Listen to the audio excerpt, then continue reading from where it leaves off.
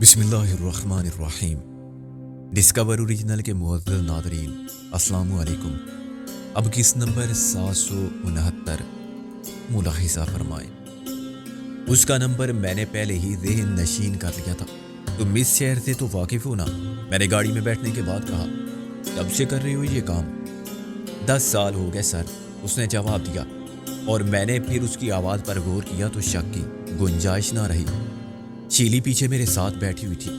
وہ کچھ حیران تھی کہ میں نے اس کے انکار کو اہمیت کیوں نہیں دی تھی اور وہی گاڑی کیوں لے رہی تھی، مگر اس نے وجہ معلوم کرنے کی کوشش نہیں کی۔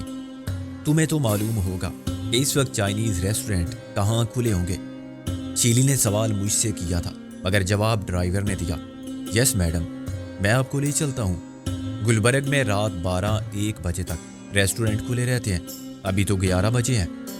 اس نے گاڑی کو بائیں طرف موڑ لیا تھا اور یہ سڑک نسبتاً غیر آباد نظر آتی تھی۔ نام کیا ہے تمہارا؟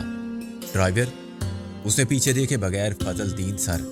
شیلی چونکی۔ اس نے میرا ہاتھ اپنے ہاتھ میں لے کر ہتھیلی پر انگلی سے لکھا، افضل خان، جو مجھے یہ بتانے کے لیے کافی تھا کہ یہی ڈرائیور اسے اپنا نام افضل خان بتا چکا تھا اور غالباً یہ بات بھول گیا تھا۔ اچانک میں نے فون پر گفتگو کرنے والے کا لہجہ بنا لیا۔ آدمی تم ہوشیار ہو، کچھ پڑھے لکھے بھی ہو پیارے؟ اس نے اپنے رد عمل کو ظاہر نہیں ہونے دیا، مگر میں نے اسٹیئرنگ وہیل پر اس کی گرفت سے اندازہ کر لیا کہ تیر کسی حد تک نشانے پر لگا ہے۔ گاڑی ذرا سی دائیں بائیں ہو کے پھر سیدھی دوڑنے لگی تھی۔ یس سر، میٹرک کیا تھا، کالج جانے کا شوق تھا، حالات نے مجبور کر دیا۔ مجبوری بڑی بری چیز ہے پیارے۔ آدمی کو اپنا ضمیر ایمان بھی بیچنا پڑے تو وہ پیسے کی خاطر بیچ دیتا ہے۔ وہ کام کر سکتا ہے جو وہ نہیں کرنا چاہتا، کیا سمجھے؟ ایک حد ہوتی ہے ہر شخص کی جہاں تک وہ مزاحمت کرتا ہے۔ ضرورت پریشانی میں 10,000 بھی 10 لاکھ لگتے ہیں، اور جب کوئی یقین دلا دے کہ پیارے مت ڈرو، کچھ نہیں ہوگا، یہ رکھو 1 لاکھ، کام بھی مشکل نہ لگتا ہو تو بندہ آگے سے کہتا ہے کہ اب تخت یہاں تک تھا۔ ادھر پیسہ دینے والے حوصلہ دیتے ہیں کہ چڑھ جا بیٹا سولی، رام بلی کریں گے۔ تو پھر فضل دین ہو یا افضل خان، ڈرائیور ہو یا ویٹر، اس نے بمشکل تمام کہا۔ میں مطلب نہیں سمجھا سر۔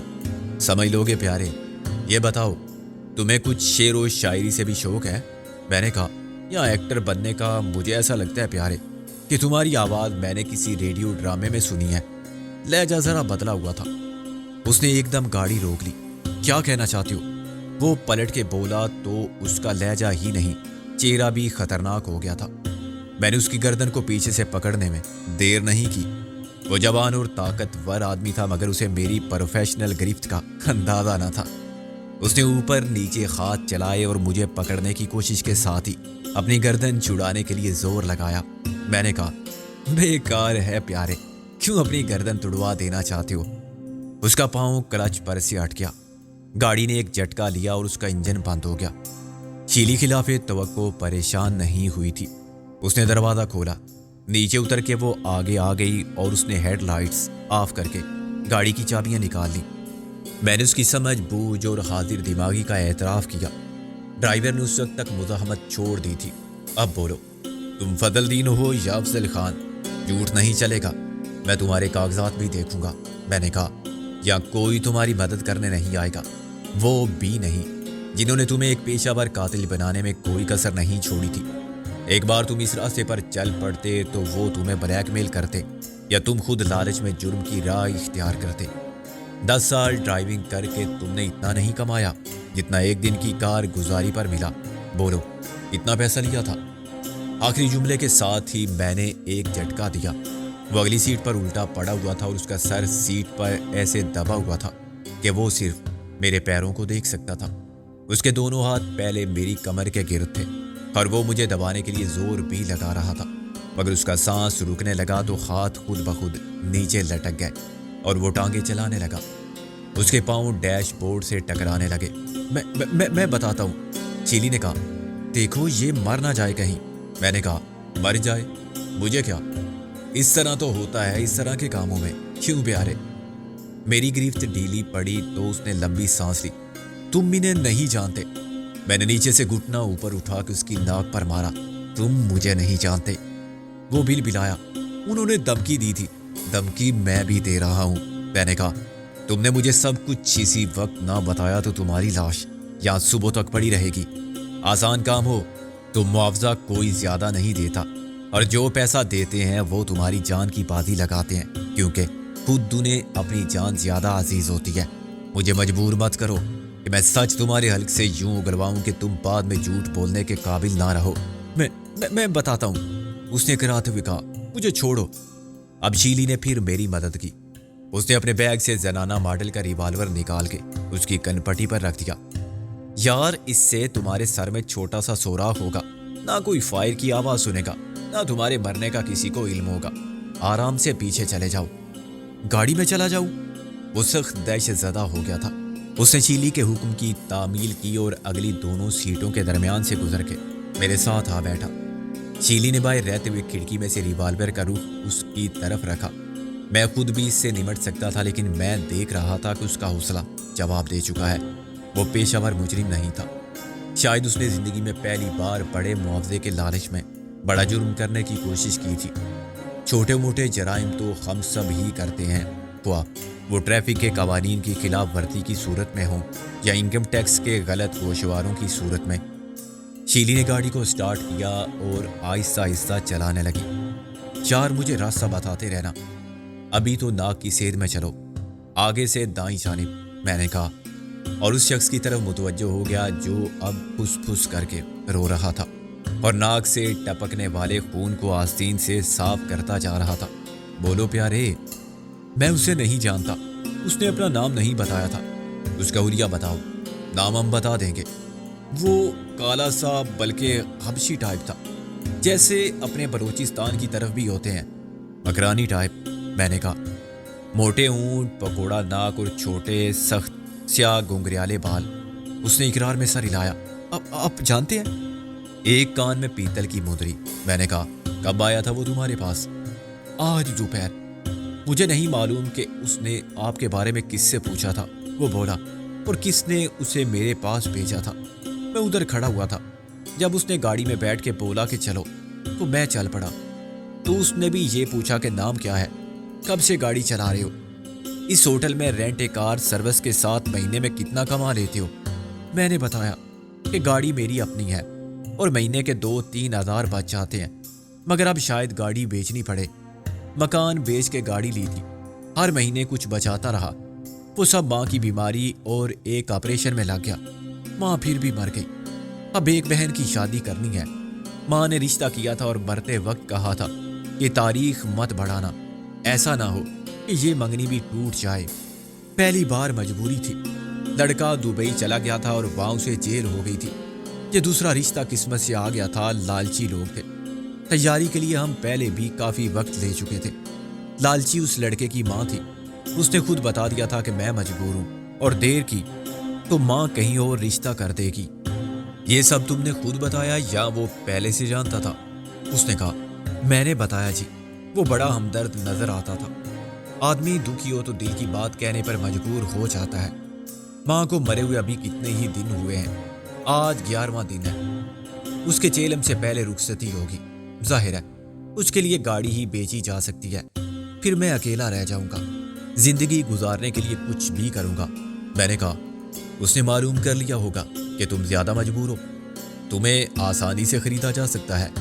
उसने कहा, फजलदीन, यही असल नाम है मेरा सर, आप मेरा ड्राइविंग लाइसेंस देख लें। वो बोला। उसने कहा कि गाड़ी मत बेचो, एक काम है मेरा, अगर हिम्मत है तो ये लो 50,000 एडवांस, आधी रकम बाद में। उसने तो सर एकदम नोटों की गड्डी मेरे सामने डाल दी। बस मैं क्या बताऊं, इतनी बड़ी रकम देखते ही मुझे क्या हो गया था। 1 लाख मैंने कभी ख्वाब में भी नहीं देखे थे। अंदाजा तो मैंने कर ही लिया था कि काम मुश्किल और खतरनाक होगा, वरना वो खुद कर लेता। मैंने कहा कि कत्ल के सिवा मैं सब कुछ कर सकता हूँ। पकड़ा गया तो जेल होगी ना, हो जाए। मैं 6-7 साल अंदर काट लूँगा, लेकिन मैं फांसी कबूल नहीं कर सकता। उसने मुझे यकीन दिलाया कि खतरे की कोई बात नहीं। इस होटल में मिस्टर और मिसिज रुस्तम जी बटन वाला ठहरे हुए हैं। उन पर नज़र रखनी होगी और मुझे रिपोर्ट देनी होगी। मैं सामने नहीं आऊँगा। मगर तुम पर नज़र रखूंगा और जब ज़रूरत पड़ेगी हिदायत देने आ जाऊंगा। दोपहर के बाद उसने कहा कि फजल दीन, किसी वेटर को अपने साथ मिलाओ या खुद वेटर बन के अंदर जाओ। वो काफ़ी ज़रूर मंगवाएंगे शाम को। तुम्हें काफ़ी में ये दवा मिलानी होगी। ये जहर नहीं है, नींद की दवा है। मैं डर गया। मैंने कहा कि क्या सबूत है? ऐसा ना हो कि मुझ पर एक साथ दौरे कत्ल का इल्ज़ाम आ जाए। बहन की शादी के लिए मैं ज़िंदगी के 5-6 साल तो कुर्बान कर सकता हूँ। ये मेरी ज़िंदगी की कीमत नहीं हो सकती। उसने मुझे एक डॉक्टर का नुस्खा दिया कि लो, खुद जाके किसी केमिस्ट से मालूम कर लो और ये दवा ख़रीद लो। बस उसके बाद मैं कुछ मुतमईन हो गया। मैंने कहा, तुमने खुद वो दवा काफ़ी में मिलाई थी? उसने इकरार में सर हिलाया। पहले मैंने सोचा था कि किसी वेटर को साथ मिला लूं, लेकिन इसमें खतरा था। वेटर शिकायत कर देता तो पुलिस मुझे पकड़ लेती। ऐन वक्त पर मैं बहन की रुखसती के मामले को बिगाड़ देता तो सारी उम्र ये ख्याल रहता कि उसकी ज़िंदगी को मैंने तबाह किया। फिर शायद कभी उसकी रुखसती ना होती। उससे तो बेहतर यही था कि मैं गाड़ी बेच के बड़े भाई का फ़र्ज अदा करूं और मेरे ज़मीर पर कोई बोझ ना हो। अगर कोई वेटर मान भी जाता तो आधी रकम ज़रूर मांगता, शायद ज़्यादा, क्योंकि असल काम तो उसे ही करना था। और 50,000 भी ना मिले तो ऐसे काम में हाथ डालने से क्या फ़ायदा? यानी 1 लाख में तुम्हारे नज़दीक वो काम जायज़ होता जो 50,000 में बुरा था? मैंने तन से कहा, हाँ आप जो मर्जी समझ लें। बंदा कुएं में जानते बूझते गिरता है तो देख लेता है कि कुआं कितना गहरा है, इसमें पानी है, कीचड़ है, पत्थर रोड़े हैं। उसके हाथ पांव ही टूटेंगे या लाश ही बाहर आएगी। फिर तुमने ये काम कैसे किया? मैं अंदर आता जाता रहता हूँ, सब मुझे जानते हैं। यही समझते हैं कि किसी मुसाफिर से कोई बात करनी होगी या किसी ने मुझे बुलाया होगा। मुझे मालूम था कि लॉन्ड्री किधर है, स्टोर कहाँ है। मैंने वर्दी हासिल कर ली और वहीं स्टोर में बदल दी। उस पर जो नंबर था वो पुराना था, शायद कभी किसी वेटर को मिला होगा। उस नंबर के साथ किचन में जाना खतरनाक साबित हो सकता था। वेटर सब एक दूसरे को पहचानते हैं। मैंने नंबर हटा दिया और फिर रूम सर्विस के करीबी ट्रे लेकर दरवाजे के पीछे खड़ा हो गया। जब कोई वेटर गुजरता तो मैं मुंह दूसरी तरफ कर लेता। बिलाखिर फ़ोन पर आपके कमरे का आर्डर सुना। जब आर्डर लेकर वो आपके पास आ गया तो मैंने देखा कि एक वेटर ट्रे में प्यालियाँ, चीनी वगैरह रख रहा है। मेरा खौफ से बुरा हाल था। मेरे जिस्म पर पसीना बह रहा था और मैं सोच रहा था कि ये काम मुझसे नहीं होगा। कोई मुझे पहचान जाएगा और कुछ करने से पहले ही मैं पकड़ा गया तो क्या बताऊंगा कि मैंने ये वर्दी क्यों पहनी है। लेकिन 1 लाख का लालच मुझे कदम पीछे नहीं हटाने देता था। अब जो हो सो हो, मैंने सोचा। और जब आपके कमरे में काफ़ी ले जाने वाला वेटर किचन से निकला तो मैं उससे पहले ही ऊपर पहुंच चुका था। इत्तफाक से मुझे एक बंद दरवाजे के बाहर खाली बर्तन रखे हुए नजर आ गए। मैं वो बर्तन लेकर चल पड़ा। मैंने ट्रे में 100 का एक नोट डाल दिया। लिफ्ट नीचे पहुंची और दरवाज़ा खुला तो ऊपर आपके कमरे में काफ़ी ले जाने वाला वेटर तैयार खड़ा था। मैंने उसे सोचने का मौका दिए बगैर अपनी ट्रे उसे पकड़ा दी और उसकी ट्रे उठा ली। मैंने कहा कि ये बर्तन तू ले जा, काफ़ी मैं पहुंचा देता हूँ। उसने पूछा कि पता भी है किसका आर्डर है? तो मैंने सर हिला दिया। उसकी नज़र 100 के नोट पर गई तो वो खामोश हो गया और इतनी देर में लिफ्ट का दरवाज़ा भी बंद हो गया। उसे शक नहीं हुआ था। हुआ होगा तो उसने इजहार नहीं किया। वो समझा होगा कि किसी ने मुझे 100 रुपये टिप दी थी जो मैंने उसके लिए छोड़ दी। शायद कोई ख़ास बात है कि मैं उसकी जगह काफ़ी ले जाना चाहता हूँ। ऐसा होता है बाज़ औक़ात। मुस्तकिल किस्म के मेहमान मखसूस वेटर के साथ रब्ता रखते हैं जो उनके ख़ास काम करते हैं और उनके राजदार होते हैं। मसलन एक लैंड लॉर्ड हैं मुल्तान के, वो हमेशा मेरी गाड़ी लेते हैं। हर महीने एक रात के लिए क़याम करते हैं। होटल के अंदर भी ख़ास बंदा है, कमरा उन्हें कोई भी मिले वो उसी वेटर को तलब करते हैं। वो कहीं फ़ोन करता है और फिर उनकी मेहमान को लाने के लिए मुझे भेजता है। सुबह मैं उस मेहमान को वापस छोड़ आता हूँ। दोपहर से पहले वो खुद भी मुल्तान चले जाते हैं और मुझे 2 तरफ किराया देते हैं। मुल्तान से वो इसी वेटर को फ़ोन करते हैं कि गाड़ी भेज दो और वो मुझे बता देता है कि मलक साहब को ले आओ। मैं समझ गया, आगे बोलो। बस जी, मैंने काफ़ी में वो दवा मिलाई जो मैंने पीस के सुरमा कर ली थी। काफ़ी आपके कमरे में पहुंचाई और भाग लिया। आपको शक हो गया था? हाँ, तुम घबराए हुए थे। मैंने दोबारा काफ़ी मंगवाई थी तो दूसरा वेटर आया था। उसने साफ इनकार कर दिया। اس کی جگہ کوئی اور کافی لے آیا تھا۔ میں نے کہا وہ سمجھ گیا ہوگا کہ دال میں کچھ کالا ہے، وہ کیسے مان لیتا کہ 100 روپے دے کر اس نے ٹرے کسی اور کو دے دی تھی؟ میں نے آپ کے کمرے میں آنے سے پہلے نمبر لگا لیا تھا، اس سے بھی گڑبڑ ہوئی تھی۔ میں تو واپسی میں سیدھا سٹور ہی گیا تھا۔ کیا سٹور ہر وقت کھلا رہتا ہے؟ وہ لانڈری کا سٹور ہے جی، وہاں میلے کپڑے بھرے رہتے ہیں، ہر روز صبح بیڈ شیٹ وغیرہ بدل دی جاتی ہیں، اس کے بعد لانڈری والا سب سمیٹ کر لے جاتا ہے۔ ویٹر بھی وردی بدلتے ہیں تو پہلی وردی وہی ڈال دیتے ہیں، بلا وجہ دن میں وہاں کون جاتا ہے؟ میں نے فٹافٹ بیرے کی وردی اتار کے اپنی ڈرائیور کی وردی پہنی اور ہوٹل سے نکل آیا۔ مجھے اس کام میں 1 گھنٹہ بھی نہیں لگا ہوگا، مگر میرا یہ حال تھا کہ دروازے پر گیٹ کیپر نے مجھ سے پوچھا کہ کیا بات ہے فضل دین، بڑا بیمار لگ رہا ہے تو، طبیعت تو ٹھیک ہے نا؟ میں نے خدا کا شکر ادا کیا اور اپنی گاڑی میں جا کے لیٹ گیا۔ میں نے اپنا کام کر دیا تھا، اب میں باقی 50,000 کے بارے میں سوچ رہا تھا اور 1 لاکھ کے خیال سے مجھے نشہ ہونے لگا تھا۔ یہ 1 لاکھ میں نے اپنی جان ہتھیلی پر رکھ کر کمائے تھے، ہماری جان کی بازی لگا کر۔ تم نے یہ پوچھنا بھی ضروری نہیں سمجھا تھا کہ ہمیں خواب آور دوا دینے کا مقصد کیا ہے؟ پوچھا تھا۔ اس شخص نے کہا کہ تم اپنا کام کرو، تفتیش مت کرو، ہم اپنا کام کریں گے اور تمہیں کچھ نہیں بتائیں گے۔ ابھی میں آ کے لیٹا ہی تھا کہ وہ آ گیا۔ اس نے پوچھا کام ہو گیا؟ تو میں نے اقرار میں سر ہلایا۔ اس نے باقی 50,000 مجھے دے کر کہا کہ کیا خیال ہے، 1 لاکھ اور کماؤ گے؟ میں نے ہاتھ جوڑے، مجھے معاف کر دو۔ وہ ہنسنے لگا کہ مشکل کام تو تم نے کر لیا، اب آسان کام کے 1 لاکھ مل رہے ہیں تو انکار کر رہے ہو؟ خیر یہ کام کوئی اور بھی کر سکتا ہے۔ بس جی، مجھ پر دوبارہ لالچ غالب آ گیا۔ میں نے کہا کہ اب کیا کام ہے؟ اس نے کہا کہ تم یہاں موجود رہو، ہو سکتا ہے تمہیں ہمارے ساتھ جانا پڑے۔ پھر وہ غائب ہو گیا اور میں گاڑی میں لیٹا 1 لاکھ کے تصور میں آسمان پر اڑتا رہا۔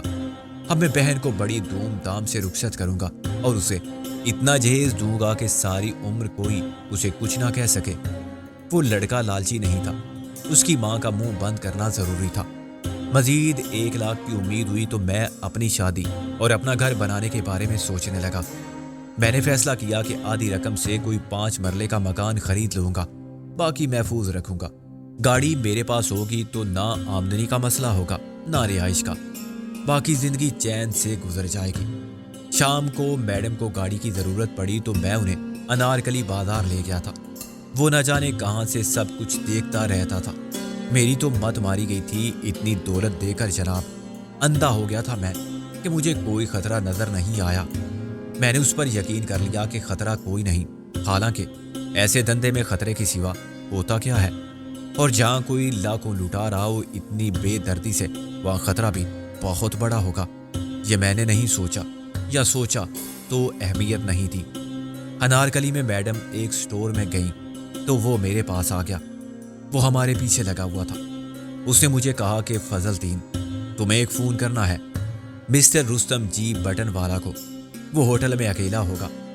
میں نے پوچھا کہ کیا کہنا ہے تو اس نے کہا کہ ڈائیلاگ میں سمجھا دوں گا، تم اپنی اصل آواز اور لہجے کو بدل سکتے ہو۔ میں نے کہا کہ ہاں تھوڑا بہت، لیکن تم یہ سب کیا کر رہے ہو اور کیوں؟ اس نے پھر وہی جواب دیا، کام کرو، سوال مت کرو، نہیں کر سکتے تو انکار کر دو۔ لو جناب، اس وقت پھر میرے سامنے 50,000 آ گئے۔ میری تو آنکھیں چندیا جاتی تھی، عقل پر پردہ پڑ جاتا تھا اور میں سارے سوال بھول جاتا تھا۔ شیلی نے کہا، یار میرا بھوک سے دم نکل جائے گا، تمہاری باتیں ختم نہیں ہوں گی۔ میں نے کہا، تم ڈاکٹر ہو، یہ جانتی ہوگی کہ بنا کھائے پیے آدمی کتنے دن جی سکتا ہے؟ غیر ضروری باتیں فرنچ میں کرو۔ کیا میں صبح تک اسی سڑک پر ادھر سے ادھر آتی جاتی رہوں؟ اس نے فرنچ میں کہا، معلوم ہے یہ کون سا چکر ہے؟ یہ تقدیر کا چکر ہے۔ میں نے کسی فلسفی کی طرح جواب دیا، یار یہ 4تھا چکر ہے، 12 بجنے والے ہیں اور میرا خیال ہے کہ ہمارے پیچھے کوئی لگا ہوا ہے۔ کیا تمہیں یقین ہے؟ تقریباً، ویسے تم خود بھی تصدیق کر سکتے ہو۔ ایک گاڑی لائٹ جلائے بغیر تقریباً 1 فرلانگ پیچھے چل رہی ہے، اس میں 4 آدمی ہیں۔ تم نے پہلے کیوں نہیں بتایا؟ میں نے پلٹ کے پیچھے دیکھا لیکن مجھے دور تک کوئی گاڑی نظر نہیں آئی۔ اب کیا کروں یار، یہ بتاؤ۔ وہ شاید ہماری واپسی کے منتظر ہیں۔ میں نے کہا، تم زیادہ سے زیادہ کتنی رفتار سے گاڑی دوڑا سکتی ہو؟ سابقہ ریکارڈ کیا ہے؟ وہ لندن کا ریکارڈ تھا، یہ لاہور کی سڑکیں ہیں، یہاں وہ ریکارڈ توڑنے کی کوشش کی تو ریکارڈ کے سوا ہر چیز ٹوٹ جائے گی، اس گاڑی کے اور میرے تمہارے پارٹس۔ چلو پھر جتنی رفتار سے باحفاظت اس خطرے کو پیچھے چھوڑ سکتی ہو سیدھی سڑک پکڑو، لائٹ صاف کر دو تاکہ انہیں پتہ نہ چلے۔ میں نے پلٹ کے دوبارہ سڑک پر نگاہ دوڑائی، غالباً یہ آخری پھیرا ہوتا۔ اللہ نے تمہیں بر وقت عقل دی اور تم نے مجھے بتا دیا۔ میرا خیال تھا کہ وہ شکار اور شکاری کی خطرناک توڑ کے مقابلے سے گھبرائے گی، مگر اس نے بڑی خوش دلی سے جواب دیا۔ بات کچھ ایسی ہو گئی کہ سر تسلیم خم ہے جو مزاج یار میں آئے، اور گاڑی جو طاقت میں طوفان سے کم نہ تھی زخم خوردہ درندے کی طرح جس لگا کے بھاگی۔ میں نے چلا کر کہا، شاباش، میری طرف سے اجازت ہے، جہاں چاہو مڑ جاؤ، جہاں دل چاہے کوئی کھمبا یا پیڑ گرا دو، بس کے نیچے یا ٹرک کے اوپر سے گزر جاؤ، نہ دریا دیکھو نہ پہاڑ۔ گاڑی 80-90 میل کی رفتار پر پوری طرح اس کے کنٹرول میں تھی۔ آدھی رات کے وقت سڑکیں خالی تھی اور سوائے 1-2 چوراہوں کے جہاں بغیر ہیڈ لائٹ کے گاڑی سے دوسرے کار ڈرائیوروں نے فوراً اپنی گاڑی کو بچا لیا، کہیں حادثے کے امکانات پیدا نہیں ہوئے۔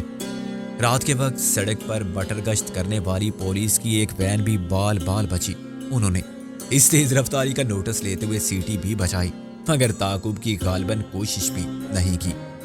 انہیں اپنی طرح اپنی گاڑی کی تیزی اور کارکردگی کے معیار کا علم ہوگا، جیسی روح ویسے فرشتے۔ کاہل پولیس تو مردار گاڑی۔ فضل دین سخت خوف زدہ تھا اور بار بار پیچھے دیکھ رہا تھا، خود میری نظریں بھی پیچھے تھی۔ تقریباً 5 منٹ بعد مجھے یقین آ گیا کہ ہمارے پیچھے کوئی نہیں ہے، تو میں نے شیلی کے کندھے پر ہاتھ رکھ کے کہا، گڈ، تم کوئی بھی ریس جیت سکتی ہو، اب آرام سے چلو۔ اس نے فرانچ میں کہا، یار ایسے ہی میرے ذہن میں ایک خیال آیا ہے، کہیں اس گاڑی میں خفیہ مائکرو فون نہ لگا ہوا ہو۔ میں پہنچ کر رہ گیا، کمال کر دیا تو نے تو، ایسا شاندار خیال کیسے آیا آخر تمہیں؟ تم تو واقعی ذہین بھی ہو۔ وہ خوش ہو کے بولی، جاسوسی اور ایکشن فلموں میں ایسا ہوتا ہے نا یار، میں بہت فلمیں دیکھتی ہوں، کبھی بری عادت کا بھی فائدہ ہو جاتا ہے۔ اب دیکھو اس گاڑی میں جو ریڈیو ہے وہ آن کر دو، اس سے کیا ہوگا؟ اس نے ریڈیو کھول دیا۔ شور میں ہماری گفتگو کوئی نہیں سنے گا، میں نے کہا، مگر وہ شور کا پیچھا کرتے ہوئے آ جائیں گے۔ اگر وہ اپنی گاڑی میں سگنل وصول کر رہے ہیں تو؟ میں نے ندامت سے سر ہلایا، کاش میں نے فلموں ہی سے کچھ سیکھا ہوتا۔ شیلی نے کہا، یار یہ کار ریڈیو کا ایریل تم نے دیکھا؟ یہ باہر کتنا اوپر نکلا ہوا ہے، حالانکہ ریڈیو بند تھا۔ سگنل اسی سے نشر ہو رہا ہوگا، میں نے چلا کر کہا، اسے بند کرو۔ شیلی نے دائیں ہاتھ کو باہر نکال کے ایریل کو اندر کھینچا تو ریڈیو میں شور آنے لگا۔ پاکستان کے ریڈیو سٹیشن اپنے پروگرام ختم کر چکے تھے۔ ریڈیو پر شاید BBC سے موسیقی نشر ہو رہی تھی جو شور میں دب گئی تھی۔ میں نے کہا، یہ ٹھیک ہے، ایک ہاتھ سے گاڑی چلاؤ، دائیں ہاتھ سے ایریل کو پکڑے رہو، پھر یہ کام نہیں کرے گا۔ غالباً شیلی بھی میری بات سمجھ گئی۔ اس نے ریڈیو کا والیوم کم کر دیا مگر اسے آن رکھا اور ایریل کو نہیں چھوڑا۔ کار کے ریڈیو کا ایریل اس کی باڈی کو نہیں چھوتا، کیونکہ بیٹری کا پول کار کی باڈی سے جوڑا جاتا ہے اور پینٹ کے نیچے دانت کی سطح ایک تار کام کرتی ہے۔ ایریل کو شیلی نے پکڑا تو وہ ارتھ ہو گیا۔ میں نے کہا، اب مواصلاتی رابطہ تو نہیں رہا، لیکن رسک لینے کی ضرورت نہیں، تم سیدھی چلتی جاؤ اور جیسی کوئی مناسب جگہ نظر آئے گاڑی کو سائیڈ میں کہیں روک لو۔ مناسب جگہ فوراً ہی آ گئی۔ سڑک کے کنارے ایک بہت بڑا سائن بورڈ لگا ہوا تھا اور اس کے بالکل سامنے ایک اسکول بس کھڑی ہوئی تھی۔ بس شاید خراب تھی۔ شیلی نے کار کو سائن بورڈ کے پیچھے روکا تو میں نے دیکھا کہ سائن بورڈ کے نیچے جاؤں سے سہارا دینے والے 3 فولادی ستون تھے، جاڑیوں کی باڑ تھی۔ شیلی نے کہا، بڑا مزہ یار آ رہا ہے اس ایڈونچر میں، لگتا ہے میں شوٹنگ کر رہی ہوں۔ شوٹنگ بھی ہو سکتی ہے اصل، میں نے کہا، اپنا ریوالور مجھے دے دو، تم سڑک پر نظر رکھو، انجن بند مت کرنا، ایریل کو مت چھوڑنا۔ ہم اندھیرے میں خاموش بیٹھے رہے۔ رات کے سکوت میں انجن کے آہستہ چلنے کی آواز بھی ہمیں زیادہ محسوس ہو رہی تھی، حالانکہ باہر کھڑا ہوا کوئی شخص سنتا تو اسے ہوا کی سرسراہٹ سنائی دیتی۔ شیلی نے سرگوشی میں کہا، اگر پولیس آ جائے یار اور پوچھے کہ کون ہو تم لوگ، کیوں چھپے ہوئے ہو یہاں، تو کیا جواب ہوگا؟ میں نے اس کے کان میں کہا، 100 کا ایک نوٹ۔ وہ ادھر دیکھو، شیلی نے کہا، یار یہ وہی گاڑی ہے۔ سفید رنگ کی ایک کار لائٹس آف کی ہے، بہت آہستہ آہستہ سڑک پر ہمارے سامنے سے گزر رہی تھی۔ تمہیں یقین ہے؟ 100%، سیلی نے کہا۔ یہ لوگ کنفیوز ہو گئے ہیں یار۔ میں نے کہا انہیں جانے دو، اب تم پیچھے آ جاؤ، گاڑی میں چلاؤں گا۔ اس نے نیچے اترتے ہوئے بھی ایریل کو نہیں چھوڑا۔ پھر جب میں اس کی جگہ ڈرائیونگ سیٹ پر بیٹھ گیا اور میں نے ایریل کو پکڑ لیا تو وہ پیچھے چلی گئی۔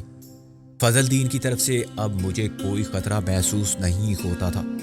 وہ پیٹے ہوئے کتے کی طرح دم دبائے بیٹھا ہوا تھا اور سخت خوف زدہ تھا۔